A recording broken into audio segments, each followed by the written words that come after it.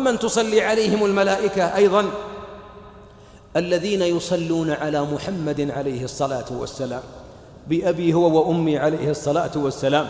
هنيئا لأولئك الذين يصلون عليه عدد الأنفاس، وإذا رفعوا الأكف ليدعوا الله انشغلوا بالصلاة على رسول الله ولم يسألوا الله شيئا لانشغالهم بالصلاة، جائزتهم تكفى همومهم وتغفر ذنوبهم. الله أكبر. اللهم صل على محمد وعلى آل محمد كما صليت على إبراهيم وعلى آل إبراهيم إنك حميد مجيد. يقول عليه الصلاة والسلام في الحديث الذي رواه الإمام أحمد وصححه الألباني رحمهما الله، يقول: ما من عبد يصلي علي إلا صلت عليه الملائكة ما دام يصلي علي فليقل أو ليكثر.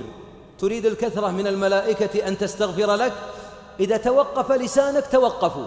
وهناك في الجنة بيوت وقصور، هذه البيوت والقصور تبنى على أنفاس الذاكرين، فإذا توقف الذاكر توقفت الملائكة. إذا تريد الصلاة عليك من الملائكة والاستغفار لك فليكن لسانك رطبا بذكر الله، ومن ذكر الله الصلاة على نبيه. بل إن الله جل وعلا قال للأمة: إن الله وملائكته يصلون على النبي يا أيها الذين آمنوا صلوا عليه وسلموا تسليما. الله يصلي عليه، الملائكة تصلي عليه، أنا وأنت ما نصلي عليه. بل إن بعضنا أحبابي يعبد أبناءه له، يعني يطوعهم له ولا يحببهم في رسول الله عليه الصلاة والسلام.